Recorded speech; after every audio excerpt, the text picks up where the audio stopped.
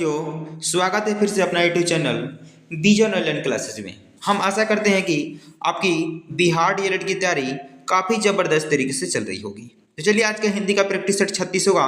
इसके पहले हम 35 प्रैक्टिस सेट करा चुके हैं जो चैनल के प्ले लिस्ट में होगा और वहाँ से जाकर आप वीडियो देख सकते हैं। काफ़ी ज़बरदस्त तरीके से प्रैक्टिस सेट कराए हैं, पढ़े वहीं जो एग्जाम में पूछा जा रहा है। तो चलिए आज के सेशन को स्टार्ट करने से पहले अगर आप मेरे चैनल को सब्सक्राइब नहीं किए हैं तो प्लीज़ चैनल को जरूर सब्सक्राइब कर ले और बेल आइकन को जरूर प्रेस कर ले ताकि आने वाला वीडियो को नोटिफिकेशन आपके पास समय समय पर वो पहुंचती रहे। तो चलिए क्वेश्चन नंबर एक देख लेते हैं क्या कह रहा है। पहला नंबर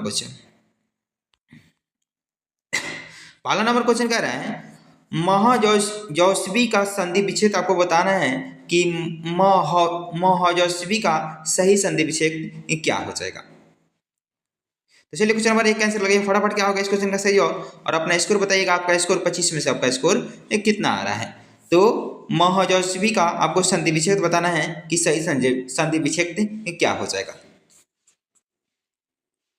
चलिए इस क्वेश्चन का सही जवाब होने वाला है option number A is correct हो जाएगा, यानी वो महाजोड़ ओजस्वी मिलकर क्या हो जाएगा तो महाजस्वी हो जाएगा, यानी ए इज करेक्ट हो जाएगा इस क्वेश्चन का सही जवाब। अगर पूछ देगा ये किस संधि का उदाहरण है तो लिख लीजिएगा यह वृद्धि संधि का उदाहरण है।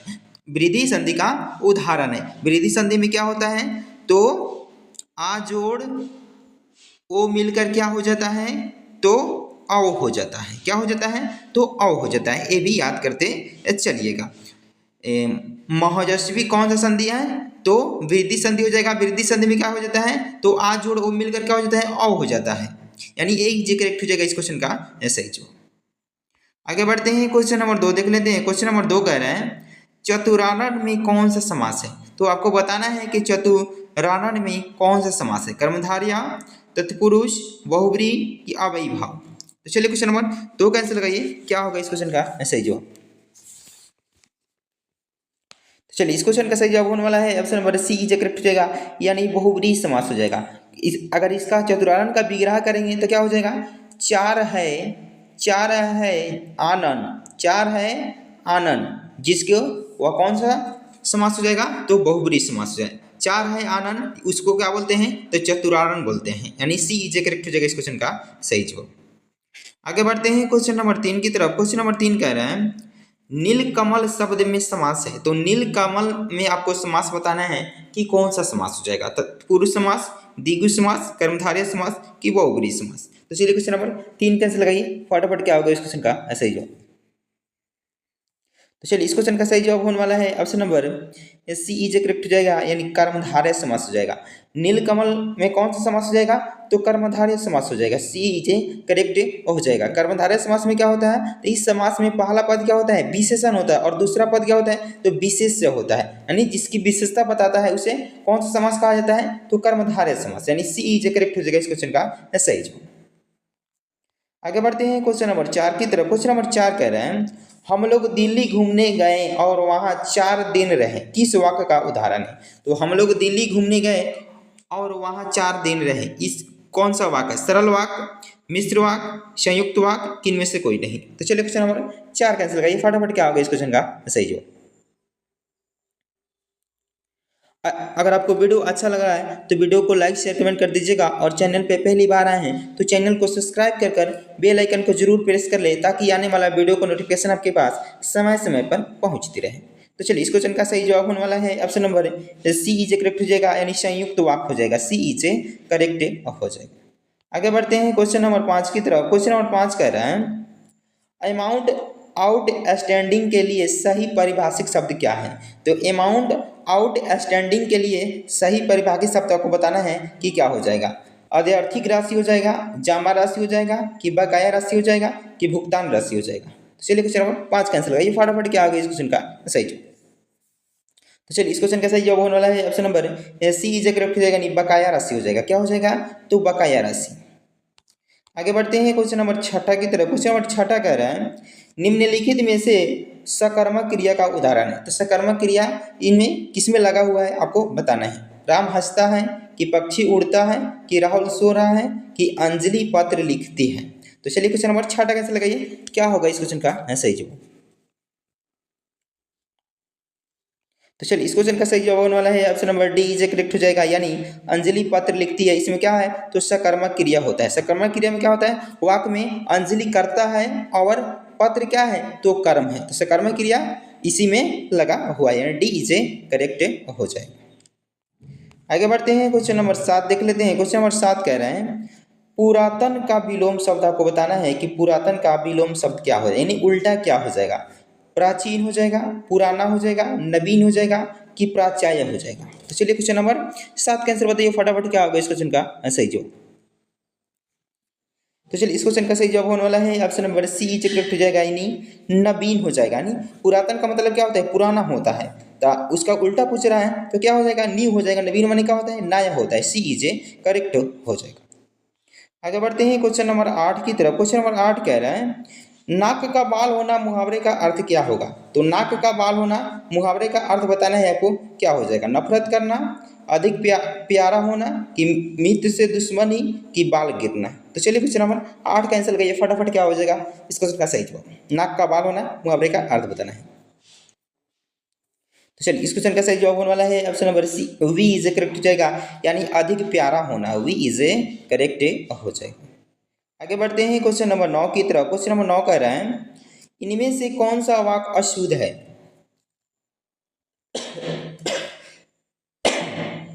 तो चलिए आपको बताना है कि इनमें कौन सा वाक्य अशुद्ध लिखा हुआ है।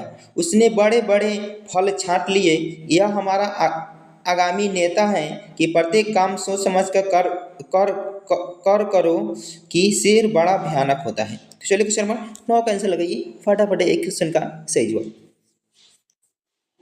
तो चलिए इस क्वेश्चन का सही जवाब होने वाला है option number B is correct हो जाएगा, यानी यह हमारे आगामी नेता है। ये क्या है तो अशुद्ध लिखा हुआ, अगर शुद्ध पूछ देगा तो क्या हो जाएगा, यह हमारे भावी नेता है। क्या है, यह हमारे भावी क्या है नेता हो जाएगा, ये शुद्ध वाक्य हो जाएगा। लेकिन अशुद्ध वाक्य कौन है तो बी इज करेक्ट हो जाएगा।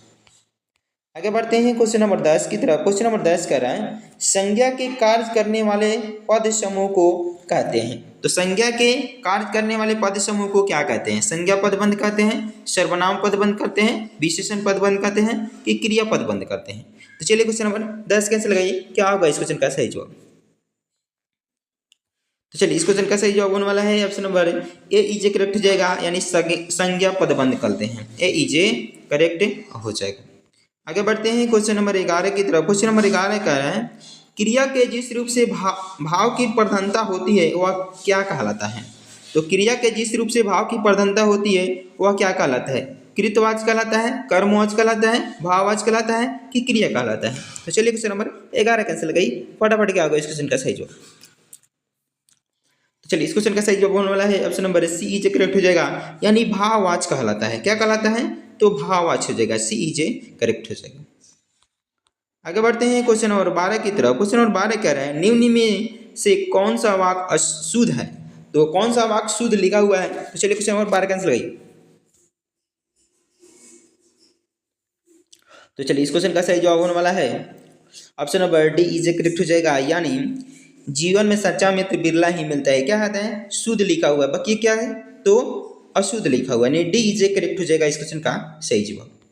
आगे बढ़ते हैं क्वेश्चन नंबर 13 की तरफ। क्वेश्चन नंबर 13 कह रहा है शब्द का प्रसिद्ध अर्थ देने वाले शक्ति कहलाता है। तो शब्द का प्रसिद्ध अर्थ देने वाले शक्ति क्या कहलाता है, लक्षण कहलाता है, अभिधा कहलाता है, व्यंजना कहलाता है कि तीनों। तो चलिए क्वेश्चन नंबर 13 का लगाइए, क्या होगा इस क्वेश्चन का सही जवाब। अगर आप भी चाहते हैं कि आपका भी सपना हो एक सरकारी कॉलेज, तो मेरे चैनल से जरूर जुड़ जाइए और अपना 65 नंबर जरूर कंप्लीट कर ले इस चैनल के माध्यम से। तो चलिए क्वेश्चन नंबर 13 का लगिए, क्या होगा इस क्वेश्चन का सही जवाब। तो चलिए इस क्वेश्चन का सही जवाब होने वाला है option number B is correct हो जाएगा, यानी अभिधा हो जाएगा। तो कौन सा शब्द शक्ति हो जाएगा तो अभिधा, अभी इज करेक्ट हो जाएगा। आगे बढ़ते हैं क्वेश्चन नंबर 14 की तरफ। क्वेश्चन नंबर 14 कह रहे हैं मुख्यार्थ और लक्ष्यार्थ की अपेक्षा अधिक सूक्ष्मता और रमणीयता किस अर्थ में रहती है, लक्षणा में, अभिधा में, छंद में कि व्यंग में, व्यंग्याय में। चलिए क्वेश्चन नंबर 14 का आंसर लगाइए। तो चलिए इस क्वेश्चन का सही जवाब होने वाला है option number D is correct हो जाएगा, यानी व्यंग्याय में रहता है। किस में रहता है तो व्यंग्याय में, डी इज करेक्ट हो जाएगा। आगे बढ़ते हैं, क्वेश्चन नंबर 15 देख लेते हैं। क्वेश्चन नंबर 15 कह रहा है, काव्य में जहाँ शब्द के कारण रमणीयता हो, काव्य में जहाँ शब्द के कारण रमणीयता हो और शब्द परिवर्तन से काव्य सौंदर्य छीन हो जाए, क्या कहलाता है? तो चलिए क्वेश्चन नंबर 15 कैंसिल लगाइए फटाफट, क्या होगा इस क्वेश्चन का सही जवाब। और जितने भी भाई बहन दोस्त बिहार डीएलएड की तैयारी कर रहे हैं उनके पास ही आप वीडियो जरूर सेंड कर दें ताकि इनका भी इस वीडियो से लाभ हो सके। तो इस चलिए क्वेश्चन नंबर 15 कैंसिल लगाइए, इसमें क्या होगा इस क्वेश्चन का सही जवाब। तो चलिए क्वेश्चन नंबर 15 का आंसर बताइए फटाफट, क्या होगा इस क्वेश्चन का सही जवाब। तो चलिए इस क्वेश्चन का सही जवाब होने वाला है option number C is correct हो जाएगा, यानी शब्द अलंकार हो जाएगा। क्या हो जाएगा? तो शब्द अलंकार हो जाएगा। आगे बढ़ते हैं क्वेश्चन नंबर 16 की तरफ। क्वेश्चन नंबर 16 कह रहा है, जहां अप्रस्तुत का प्रस्तुत में निषेध रहित आरोप किया जाए वहां कौन सा अलंकार होता है? तो जहां अप्रस्तुत का प्रस्तुत में निषेध आरोप किया जाए वहां कौन सा अलंकार होता है? रूपक होता है, विभावना होता है, उत्प्रेक्षा होता है कि उपमा होता है? तो चलिए क्वेश्चन नंबर 16 कैंसिल लगाइए फटाफट, क्या होगा इस क्वेश्चन का सही जवाब। तो चलिए इस क्वेश्चन का सही जवाब होने वाला है option number A is correct हो जाएगा, यानी रूपक अलंकार हो जाएगा। कौन सा अलंकार हो जाएगा? तो रूपक अलंकार हो जाएगा। आगे बढ़ते हैं क्वेश्चन नंबर 17 की तरफ। क्वेश्चन नंबर 17 कह रहा है, उपमेय तथा उपमान को एक मान लिया जाता है। तो उपमेय तथा उपमान को एक मान लिया जाता है तो कौन सा अलंकार होता है? अनुप्रास होता है, श्लेष होता है, उपमा होता है कि रूपक होता है? तो चलिए क्वेश्चन नंबर 17 का आंसर लगाइए फटाफट, क्या होगा इस क्वेश्चन का सही जवाब।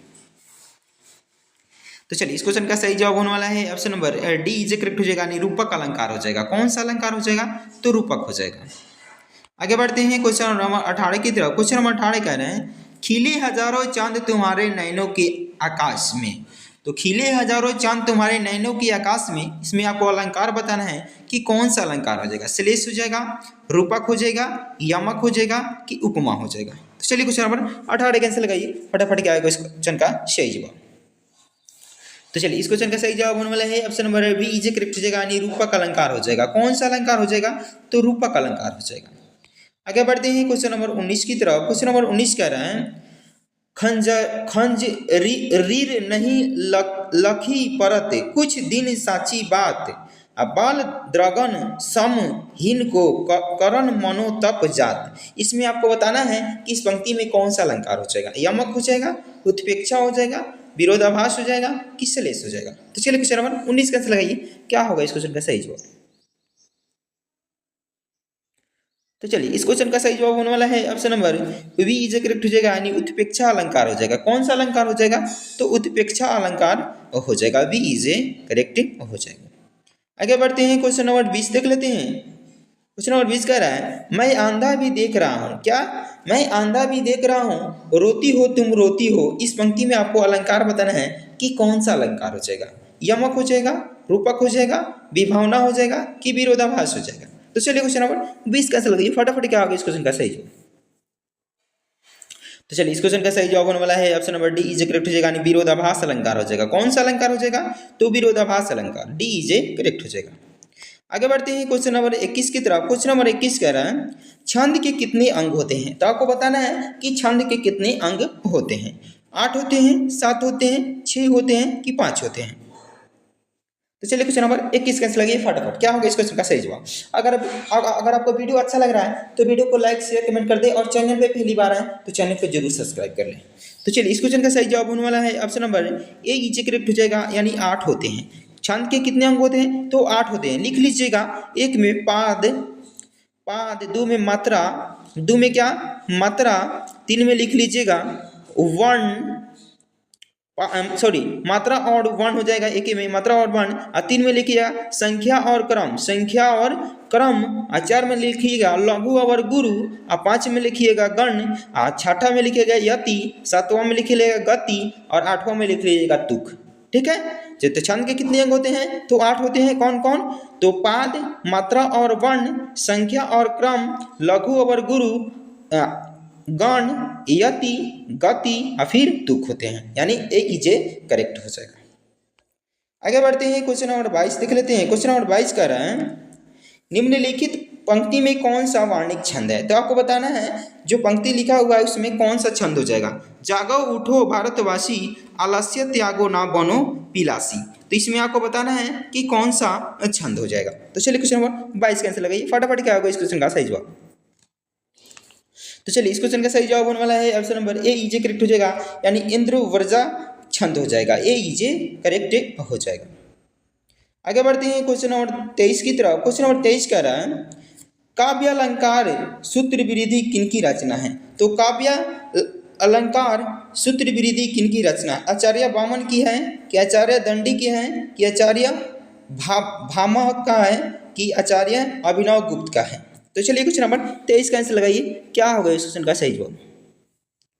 तो चलिए इस क्वेश्चन का सही जवाब होने वाला है ऑप्शन नंबर ए इजे करेक्ट हो जाएगा, यानी आचार्य वामन का है। ए इजे करेक्ट हो जाएगा।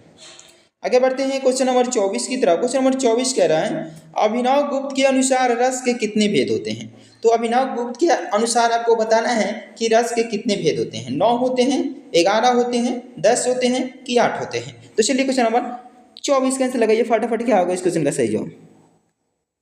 तो चलिए इस क्वेश्चन का सही जवाब होने वाला है ऑप्शन नंबर ए इजे करेक्ट हो जाएगी होगा, यानी 9 प्रकार के होते हैं। तो अभिनव गुप्त के अनुसार रस के कितने भेद होते हैं। तो 9 प्रकार के होते हैं। कौन कौन लिख लीजिएगा। 1 में श्रृंगार रस, 2 में हास्य रस, 3 में करुण रस, 4 में रौद्र रस, 5 में वीर रस, 6 में भयानक रस, 7 में विभत्स रस और 8 में अद्भुत रस और 9 में शांत रस। ये क्या होता है। तो अभिनव गुप्त के अनुसार रस के कितने भेद होते हैं। तो 9 भेद होते हैं। कौन कौन। तो श्रृंगार रस, हास्य रस, करुण रस, रौद्र रस, वीर रस, भयानक रस, विभत्स रस और अद्भुत रस और शांत रस, यानी ए इजे करेक्ट हो जाएगा। आगे बढ़ते हैं। चलिए आज के लिए इतना ही था, फिर मिलते हैं अगले वीडियो में। अगर वीडियो आपको अच्छा लगा हो तो वीडियो को लाइक शेयर कमेंट कर दीजिएगा, और चैनल पे पहली बार आए हैं तो चैनल को सब्सक्राइब कर बेल आइकन को जरूर प्रेस कर लीजिएगा, ताकि आने वाला वीडियो को नोटिफिकेशन आपके पास समय समय पर पहुंचती रहे। फिर मिलते हैं अगले वीडियो में, तब तक के लिए जय हिंद।